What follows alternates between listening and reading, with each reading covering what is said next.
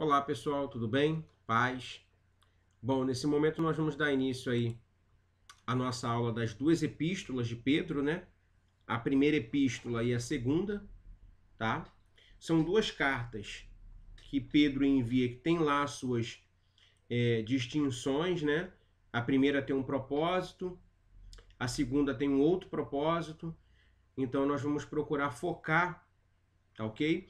Nesses dois propósitos que Pedro tem ao enviar essas duas cartas para essa população que era denominada como a comunidade dos cristãos que se colocavam na condição de dispersos, tá? Por todo o território onde o Império Romano controlava. Então, sigamos aí e vamos que vamos. Primeiro slide eu quero trabalhar com vocês a primeira parte da introdução. Lembrando que essa é a primeira epístola de Pedro, tá? Diz assim o nosso slide. Pedro escreve para os cristãos perseguidos que, mesmo perdendo suas casas, terras e sua liberdade, continuavam caminhando com os pés no vale, mas com o coração no céu. Mesmo suportando o fogo da perseguição, esse povo era inundado por uma alegria indivisível e cheia de glória. Quando nós dialogamos na aula passada, né, sobre a epístola aos Hebreus, nós visualizamos o autor daquela carta exortando aos membros daquela igreja, né, aos judeus cristãos, que eles estavam sendo perseguidos, porém estavam sucumbindo a essa perseguição. O autor da carta aos Hebreus, por exemplo, vai trazer a ideia de que eles não tinham reais motivos para abandonar a fé, porque eles não estavam sangrando pela fé até aquele exato momento. Esse público que recebe a carta do apóstolo Pedro já é diferente. Diferente no quê? Não no fato de não sofrerem perseguições, porque eles estão sofrendo as mesmas perseguições, tá ok? Só que esse público agora, essa comunidade cristã, eles não estão abandonando a fé, eles não estão sucumbindo à fé, muito pelo contrário. Eles continuam no vale, esse nome vale é justamente para trazer a ideia de uma localidade onde os combates eram executados. É claro que o combate no Antigo Testamento é diferente do combate do Novo, naquilo que tange a perspectiva de fé. O combate que é executado pelo cristão no vale, tá, está estabelecido por conta da perseverança que o mesmo tem em permanecer de pé, mesmo diante de ataques, sejam eles feitos por meios políticos ou religiosos ou até familiares, porque aqui, como vocês sabem, eram essas três perseguições que aconteciam dentro desse cenário, né? Era uma perseguição política executada pelo Império Romano, era uma perseguição religiosa executada pelos judeus e era uma execução familiar, haja vista que quando essas pessoas se convertiam a Cristo, elas eram rejeitadas pelos seus familiares e perseguidas pelos mesmos. Só que esse público aqui, eles não estavam cedendo a essas perseguições, a essas dificuldades. Muito pelo contrário. Eles estavam com os pés no vale, não correram da batalha. Por que não correram da batalha? Porque o coração deles estava no céu. O plano escatológico que eles possuíam em mente falava muito mais alto do que os planos terrenos. Ou seja, o fato do coração deles estarem no céu, eles almejavam algo que não era terreno, mas era algo que era celestial. E quando um crente, né, ele armazena os seus tesouros no céu, tá? É lá que estará o seu coração, porque Jesus vai dizer: aonde você colocar os seus tesouros, lá também estará o seu coração. Então, como o coração deles estava no céu, automaticamente os tesouros deles também lá estavam. E isso fazia com que eles suportassem a perseguição, tá? Isso fazia com que eles fossem inundados por uma alegria indivisível, inexplicável, cheia de glória, né? Ao contrário da população da Epístola aos Hebreus, que sucumbiam. Eles estavam alegres por conta da perseguição, porque eles entendiam o seguinte: morrendo aqui, eu vou para a glória, né? Morrendo aqui, eu vou para o céu, eu vou para um lugar bem melhor do que este que no momento eu me encontro inserido. Então há essa divisão aí, tá bom, pessoal? Do povo cuja epístola aos Hebreus tenta alcançar e o povo que Pedro tenta aqui executar as suas ações. Segunda parte da nossa introdução vai trabalhar a seguinte ideia. Nesta epístola, oferece-se uma ilustração esplêndida de como Pedro cumpriu sua missão que lhe foi dada pelo Senhor lá em Lucas, capítulo de número 22, versículo de número 32. Vou pegar aqui, Lucas 22, versículo de número 32, para não ficar somente nas minhas palavras, né? Vou pegar aqui a minha Bíblia, tá? Usadinha, toda rabiscada, tá? Tem aluno que não gosta de rabiscar a Bíblia, não. Não gosta de rabiscar livro, A minha é toda rabiscada. Se a sua é também, dá um glória para Jesus aí. Então vamos lá. Lucas capítulo 22, versículo de número 32, vai dizer o seguinte. Vou ler o 31. Simão, Simão, Satanás vos pediu para vos peneirar como trigo, mas eu roguei por ti, para que a tua fé não desfaleça. E tu, quando te converteres, fortalece os seus irmãos. Então, qual era a missão de Pedro, dada por Cristo quando ele se convertesse? Era fortalecer os seus irmãos. E a epístola de Pedro, ela vai trabalhar justamente essa ideia, da tentativa que Pedro tem de fortalecer ou de continuar fortalecendo esse público, tá? Que tinha aceitado a Cristo, que estava sofrendo a perseguição. Então, cumpre-se sobre a vida de Pedro a missão que foi lhe concedida por Cristo Jesus, de que quando ele viesse a se converter, que ele fortalecesse os seus irmãos. Então, Pedro ali está cumprindo uma missão que lhe foi concedida por Cristo Jesus quando ele caminhava com Jesus, ainda no início do seu ministério. Beleza? Segundo tópico da introdução, Pedro era purificado, foi purificado, né? E confirmado no meio do sofrimento. Amadurecido pela experiência, ele podia agora pronunciar palavras para os cristãos enlutados. Nós lemos no livro de Lucas, né, de que quando Pedro viesse a se converter, ele deveria, né, fortalecer os seus irmãos. E ele assim o fez. Uma vez convertido, cumpre-se a missão. Beleza? Agora aqui vai dizer como ele foi convertido. Ele foi purificado e confirmado por meio do sofrimento. E Pedro sofreu pacas, tá? Todos os apóstolos, emissários, os discípulos dos apóstolos, todos eles sofreram bastante, né, para confirmar a obra de Cristo Jesus e realizarem a missão que eles receberam da parte do Senhor Jesus. E Pedro, ele foi purificado e foi confirmado, né, como o seu apóstolo no sofrimento. Ele amadureceu por conta das experiências difíceis que ele foi passando. Então ele não só tinha um conhecimento teórico, né? Porque o seminário de Pedro foi caminhando com Cristo durante 3 anos, né? Foi um seminário, tem um seminário online, né? Semipresencial, EAD por completo, seminário de 2 vezes por semana, seminário diariamente em uma faculdade. Pedro, as aulas dele eram 24 horas por dia e ao lado do melhor professor, tá, que eles poderiam ter, ao contrário de vocês, né, que não estão tendo o melhor professor que vocês poderiam ter, tá? Mas Pedro tinha. E depois que Cristo falece, ele tem experiências inefáveis com a fé cristã. Por quê? Porque Pedro, ele vai de um polo ao outro. Ele vê Jesus curando, ele vê Jesus ressuscitando, ele vê Jesus andando por cima do mar, ele vê Jesus sendo crucificado e morto. Traz Jesus se arrepende da traição, vai para o cenáculo, defende a fé, é preso. Então, experiência, que é o conhecimento prático, ele tinha de sobra. Daí nós voltamos lá na epístola de Tiago, né, quando ele vai dizer que fé sem obra é morta.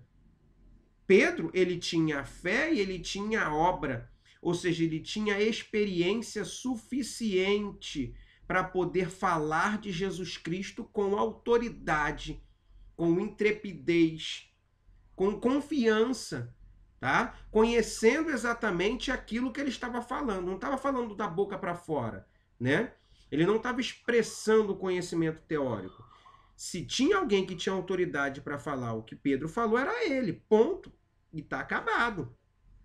Alguns teólogos, por exemplo, vão dizer que as duas cartas do apóstolo Pedro são as cartas mais bem contextualizadas de todo o Novo Testamento, desconstruindo, inclusive, a ideia das cartas paulinas, né? Não desvalorizando, mas valorizando ao máximo possível os escritos de Pedro. Tá ok? Sigamos aí para os nossos slides. A carta e o seu autor. A primeira carta de Pedro é considerada uma carta católica, diferentemente das cartas paulinas. Ela foi endereçada a um grupo maior de cristãos espalhados por diversas regiões da Ásia Menor, tá ok? Eu vou abrir lá na primeira carta de Pedro, aqui para a gente já deixar no ponto aquilo que eu quero trabalhar com vocês. Tá, estamos aqui. Então, o slide vai dizer que a primeira carta de Pedro é considerada uma carta católica.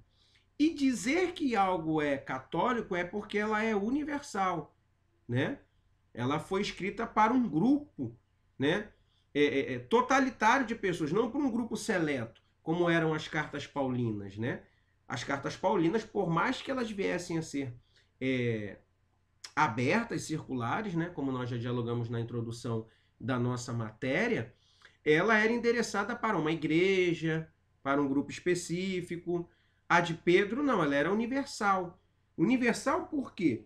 Porque o primeiro capítulo do versículo de Pedro, e no primeiro versículo vai dizer assim: Pedro, apóstolo de Jesus Cristo, aos estrangeiros da dispersão, no ponto da Galácia, na Capadócia, na Ásia e na Bitínia. Então você vê que são territórios distintos, distantes, controlados pelo Império Romano. Então você não visualiza uma ideia de Pedro centralizar essa carta sobre um grupo apenas específico de pessoas, como eram as cartas paulinas, como foi a carta aos Hebreus, tá? Mas ela era universal, ela era católica, ela foi feita para todos esses que estavam espalhados por diversas regiões da Ásia Menor, citado aqui no primeiro versículo do primeiro capítulo da primeira carta de Pedro, tá? Então vamos ver como é que esses povos foram espalhados. É o que vai dizer o nosso próximo slide. Por quê?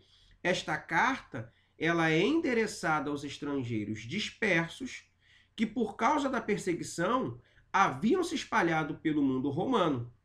Essa dispersão é descrita em Atos, capítulo de número 8, verso 1 ao 4.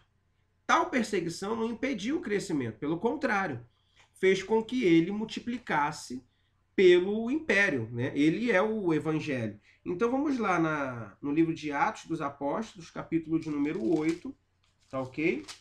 Verso de número 1 ao versículo de número 4, que vai narrar a seguinte ideia. Também Saulo consentia na morte dele. Fez-se naquele dia uma grande perseguição contra a igreja que estava em Jerusalém. E todos foram dispersos pelas terras da Judéia e da Samaria, exceto os apóstolos. E os homens piedosos foram enterrar Estevão e fizeram sobre ele grande pranto. Saulo assolava a igreja, entrando pelas casas, arrastando homens e mulheres, os encerrando na prisão. Mas os que andavam dispersos iam por toda parte anunciando a palavra. Quem estava estagnado parado na inércia, era morto. Era preso, era esculachado. Mas quem estava cumprindo a ordem do Senhor, dispersos pela terra, não era preso, não era arrastado, não era humilhado, não era esculachado. Por quê? Porque estavam dispersos. E aí ficava difícil de Saulo encontrá-los, prendê-los e executar as ações que a mente que ele possuía concedia por meio dos seus desejos. Vocês conhecem a história da perseguição, né? Ela vai se iniciar lá em Atos, capítulo de número 1. Porque o texto bíblico vai dizer que Jesus chega para os discípulos, né? E para todas as pessoas que o acompanhavam e dá a eles uma ordem. Olha, vão a Jerusalém, fiquem lá até que do alto vocês possam ser revestidos de poder. Foram revestidos? Fomos. Agora vocês preguem em Jerusalém, vão para a Judéia, Samaria e confins da terra. Só que até Atos capítulo de número 6, né? Até Atos capítulo de número 7, que é quando Estevão ele é morto, aonde essa galera estava? Em Jerusalém. Acomodados. Descumprindo assim um plano e um projeto que Deus já tinha concedido a esse público. E aí Deus vai e usa não um cantor e não um pregador famoso. Deus usa Saulo para perseguir a igreja. Ele mata Estevão, esse povo cai na real, fica com medo e mete o pé. Eles saem fora da cidade de Jerusalém. Eles ralam dali. Por quê? Porque não querem morrer. Quem fica? Só os apóstolos. O primeiro deles é Filipe. Filipe vai para Samaria e pinta o 7:17 lá, né? Cura enfermos, ressuscita mortos, expulsa demônios, né? Por quê? Porque ele decide se dispersar. Decide sair da sua zona de conforto. E o que nós precisamos entender, e eu já disse isso aqui em algumas aulas, né? Que Deus tem uma obra na vida de cada um de nós. Tem na minha, tem na sua, tem na dos seus familiares, na vida da tua igreja. Ele tem uma missão, uma obra, um chamado, que vai se cumprir, velho. Independente do tempo que leve, tá? Vai se cumprir. Aí cabe você decidir se ela vai se cumprir pela sua obediência e você aceitando de boa e cumprindo o chamado, ou por meio de uma perseguição. Mas ela vai se cumprir. É aquela velha ideia, né? Se não for no amor, vai vir na dor. Se não fizer no amor, vai fazer na dor, filho. Não tem caô, não tem ideia. Então é melhor você aceitar de boa e falar assim, eis-me aqui, do que Deus descer e falar assim, agora tá comigo, eis-me aqui, né? E aí envia um Saulo, envia um desemprego, uma enfermidade, uma perseguição, seja lá o que ele quiser enviar. Mas a obra que ele tem na sua vida vai se cumprir. Bom, aqui que eu já preguei, né? Vamos voltar para a aula. Então esse público aí, ele se dispersa. E aí vão apregoando a palavra, e conforme eles vão apregoando a palavra, a obra vai crescendo, o evangelho vai se multiplicando, os convertidos vão se multiplicando, e uma nova igreja, ela vai sendo estabelecida dentro desses territórios que eu acabei de ler em 1 Pedro, capítulo 1, versículo de número 1. Beleza? Tranquilo? Sigamos. Ainda com o tema a carta do seu autor, o primeiro tópico vai dizer que Pedro, ele foi um pescador galileu, irmão de André, chamado por Cristo para ser discípulo. Então você vai ver agora o desenvolvimento de Pedro, tá? Olha o desenvolvimento desse camarada aí. Primeiro, ele é reconhecido como um pescador, né? Um exímio pescador, por sinal, tá? Não quero entrar no mérito do quem mandou ele largar a rede. Deixo para vocês cantarem essas músicas nas suas congregações, né? Mas fato é que ele era um pescador, um exímio pescador, né? Irmão de André, e foi chamado por Cristo a princípio para ser discípulo. Vinde que eu te farei pescadores não de peixes, mas de homens. Então ele sai de um simples pescador na Galileia, tá? Para ser discípulo de Cristo. Então ele já tem uma mudança muito radical na sua vida. Ele deixa de ser um empresário da pecuária, tá? Um trabalhador que levava o sustento para sua casa todos os dias por meio da pesca, tá? Para ser um discípulo. Ele larga o seu emprego, larga os seus afazeres. Agora ele é discípulo de Cristo. E fica por isso? Não, há uma evolução. Que evolução é essa? Ele foi escolhido por Cristo agora para ser um apóstolo. E o seu nome ocupa sempre o topo dessa lista, né? Então, olha aí a diferença desse cenário. Ele deixa de ser apenas um discípulo, tá bom? Ele deixa de ser apenas um discípulo. Agora ele é um apóstolo, ele é um escolhido. Vocês conhecem o texto, que existiam muitos discípulos de Jesus, só que chega um momento em que Jesus se vê na necessidade de escolher 12 apóstolos, que seriam representantes dele pós a sua partida. Então Pedro, ele deixa de ser pescador, agora é discípulo e agora ele é apóstolo, tá? Agora ele é apóstolo. De apóstolo, ele consegue por meio das suas ações, porque ele era um líder natural entre o colégio apostólico, tá? Ele desfrutou com Tiago e João de um lugar de intimidade ao lado do Senhor. Então olha o crescimento de Pedro. De pescador a líder apostólico, de um grupo seleto escolhido a dedo por Cristo, o próprio Filho de Deus. Então, olha o crescimento. Ah, mas Pedro, ele tinha suas falhas. Tinha. Quem não é falho, gente? Quem não tem defeitos. Né? Cito a frase de Jesus, né? Aquele que não tem pecado, atira aí a sua pedrinha. Por que que Pedro é escolhido por Cristo? Porque ele é falho, pô. Porque ele é limitado. Deus não escolhe ninguém, né? Autossuficiente. Ah, eu sou o cara, né? Eu sou a última Coca-Cola fechada do deserto. Ele vai chamar pessoas limitadas, como Pedro, como Davi, como você, como eu, né? É por isso que ele chega onde chega, porque ele era limitado. E quem é como Pedro foi, é sensível aos seus erros e sabe reconhecê-los quando eles aparecem.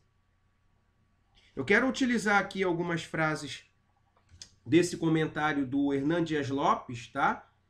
Que ele tem livro a livro, que é de 1 Pedro, tá aqui, ó, tá? Aqui vai dizer, por exemplo, no que tange a liderança de Pedro, o seguinte: Guilherme Orr diz que Pedro foi porta-voz dos 12 e figura de proa na igreja primitiva, ou seja, cabeça, líder. Enquanto o nome de Paulo é mencionado 162 vezes, e os nomes de todos os outros apóstolos juntos são citados 142, o nome de Pedro é citado nominalmente 210 vezes. Então, dentro do conteúdo do Novo Testamento, você vê que a liderança de Pedro, ela salta aos olhos, né? Ela é claramente demonstrada para todas as pessoas. Então, Pedro era líder da igreja, calórico sim, falho sim, limitado sim, mas humano. E reconhecedor das suas falhas, dos seus erros e dos seus defeitos. E são dessas pessoas que Deus gosta, viu? Tá? Porque dos soberbos, dos autossuficientes, Deus tem pavor. E detalhe, tá? O texto aqui vai dizer que ele nutria uma intimidade com Cristo. Você pode ver que esses três, Pedro, Tiago e João, eles não estavam só no barquinho da música da Aline Barros, né? Eles estavam a todo tempo andando ao lado de Cristo Jesus.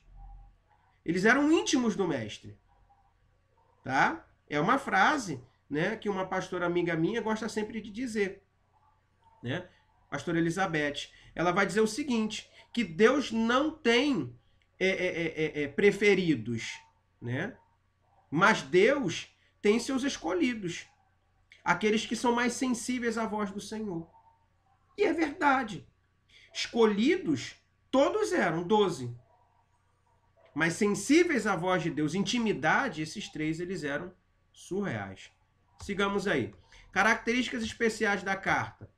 A carta tem o melhor grego do Novo Testamento. Inclusive, melhor do que o grego que Paulo, né, ele possuía, tá ok?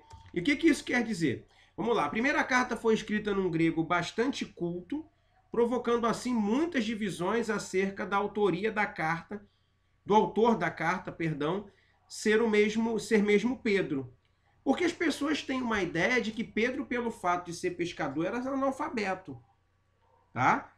O emprego que ele possuía não era a representatividade do seu poder culto, né? Lembram-se, pessoal, que Pedro ele morava na Galileia.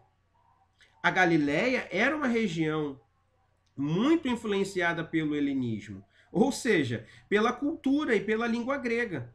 Consequentemente, né, os galileus falavam grego e ainda estavam familiarizados com a Septuaginta, que era a versão grega do Antigo Testamento, né? Então você entende que Pedro ele mora em um território, tá? Cresce em um território aonde falava-se o grego fluentemente, aonde a cultura helenista era muito forte e aonde as pessoas dialogavam a todo tempo com a Septuaginta. Então Pedro não era um semi-analfabeto, tá? Falar bem, ser culto, era uma característica das pessoas que moravam na Galileia. É claro que não 100% da população que ali morava, né? Mas essas pessoas tinham contato com uma cultura, eles tinham contato com um tipo de linguagem, eles tinham contato com a Septuaginta, que era o Antigo Testamento traduzido para o grego, né? Muito influenciado pelas ideias de Alexandre o Grande. Tá? Olha o Alexandre aí mais uma vez, trabalhando dentro desse nosso cenário, né? Mesmo Roma, a Grécia ainda influencia muito. Então Pedro tinha essas características, tá? Não alinhem a profissão de alguém com a capacidade de cultura daquela pessoa, tá? O conhecimento empírico dentro desse cenário, que é formatado por meio das experiências que cada um tem, influenciam bastante, beleza? A carta destaca a chegada de um grande sofrimento, né? Que sofrimento é esse? São dois. A principal intenção de Pedro foi de preparar os cristãos para o sofrimento. Por que hoje, com essa crise, muito crente mete o pé? Porque ninguém preparou ele para o sofrimento. Passamos anos pregando uma palavra de autoajuda, né? Trazendo essas pessoas para a casa do Senhor, dizendo, vem, pare de sofrer. Mentimos para essas pessoas. E quando a crise vem, quando o desemprego vem, quando a enfermidade vem, quando uma crise como essa que nós estamos vivendo vem, elas não estão preparadas, porque elas começam a entrar numa neurose muito grande, dizendo, poxa, mas não foi isso que me foi ensinado. Não foi isso que me foi passado. Me falaram que uma vez que eu estou dentro da igreja, tudo vai bem. Não vai. Você vai sofrer, você vai chorar, você vai ser traído, vão ser ingratos, vão te esfaquear pelas costas, você vai perder, você vai ganhar, você vai conseguir um emprego, você vai perder o emprego. E isso é normal. E Pedro tenta preparar essas pessoas para o sofrimento que elas vão passar. E nós precisamos estar atentos a isso. Outra ideia vai trabalhar a perspectiva de que, em virtude do encorajamento que esta carta traz à igreja, sofredora, né? Pedro é descrito como apóstolo da esperança, enquanto Paulo é descrito como apóstolo da fé e João o apóstolo do amor. Porque Pedro ele traz uma esperança de dias melhores, de uma perspectiva de uma vida melhor, seja ela terrena ou seja ela celestial. Tá? Então Pedro ele traz essa esperança. O que faz você, por exemplo, né, passar por um tempo de dificuldade de cabeça erguida? Pela esperança de que dias melhores virão, né? Por exemplo, um trabalhador que acorda todos os dias pela manhã, enfrenta trânsito, condução, patrão, clientes, né? O que faz ele permanecer no seu emprego? O que dá a ele esperança? A esperança de que no final do mês um recurso financeiro lhe seja ofertado para que ele possa honrar com seus compromissos. Outra ideia aqui, que a carta destaca a graça de Deus, né? A carta afirma que somente quando dependemos da graça de Deus é que podemos glorificá-lo em meio ao sofrimento. A palavra graça é usada em todos os capítulos da carta, tá? O que é a graça? É o favor imerecido concedido por Deus ao homem. Como é que eu vou glorificar a Deus por meio da graça? Como é que eu consigo glorificar a Deus sofrendo? Como é que eu consigo dar glórias a Deus padecendo? Quando eu me firmo, tá? Na graça de Deus, quando eu dependo única e exclusivamente da graça de Deus. E o que é depender única e exclusivamente da graça de Deus? É entender que eu não mereço dádiva alguma do Senhor. Que eu não posso receber bênçãos do Senhor porque é por mérito. Se fosse por mérito, nós estávamos ardendo no inferno nesse exato momento. O mérito que nós temos nos conduz ao abismo.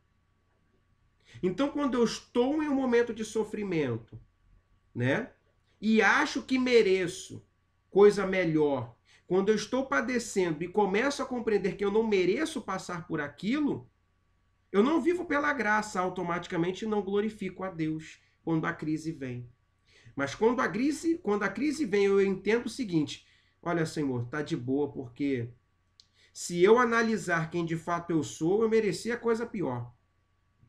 Mas graças à sua graça, né? Eu vou te glorificar porque eu não merecia nem estar vivo e vivo estou. Eu não merecia nem esse prato de comida na minha mesa, mas o Senhor me concede. Eu não merecia essa roupa que eu estou vestindo, mas o Senhor me concede. Eu não merecia esse ar que eu respiro, mas o Senhor me concede. Então, independente da luta que você passa, quando você depende única e exclusivamente da graça de Deus, e você passa a entender que o que você recebe de Deus você não merece, você é grato até por aquilo que você não tem. Entende? Então a carta destaca essa graça de Deus, ao qual nós devemos depender a todo tempo. A carta destaca também um chamado à santidade em meio ao sofrimento, né? O sofrimento pode trazer endurecimento de coração, decepção com fé. Muitos, como a semente lançada entre os espinhos, sucumbem diante da dor. O que isso quer dizer? Que a santidade, né? Pedro, ele destaca isso, né? Para que essas pessoas continuem buscando a santidade, mesmo diante a um sofrimento muito grande, né? E ele faz menção ao texto de Levítico, né? Porque sede santos, porque eu, Senhor, sou santo. E isso nos traz 3 ideias, né? Que santidade era algo exigido no Antigo, santidade era algo exigido no Novo e santidade é exigido na atualidade. Então, em nenhum momento da história, Deus te deu autorização para você deixar de buscar a santidade. E o que é santidade? Santidade está atrelada à ideia de poder de influência. Os gregos trabalhavam santidade como um processo de se isolar.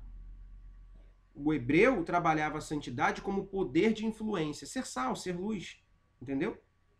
Então, olha o que Pedro está trazendo a ideia para essas pessoas. Olha, está muito difícil, a dor está grande, a perseguição está intensa, sei que vocês estão chorando, mas sede santos. Permaneçam buscando a santidade. O que Pedro está querendo dizer? Está chorando, mas influencia. Está sofrendo, mas dá bom testemunho. Está sofrendo, mas continua com as práticas que glorificam o nome santo do Senhor. Essa é a ideia que Pedro tem com a sua primeira carta. Beleza, pessoal? Espero ter sido bem claro em todo esse nosso discurso. Espero que vocês possam encontrar produtividade em todo o nosso diálogo, tá bom? E vamos lá para a nossa segunda epístola que Pedro envia a essa população. Desde já aqui, Deus abençoe. Em nome de Jesus, amém.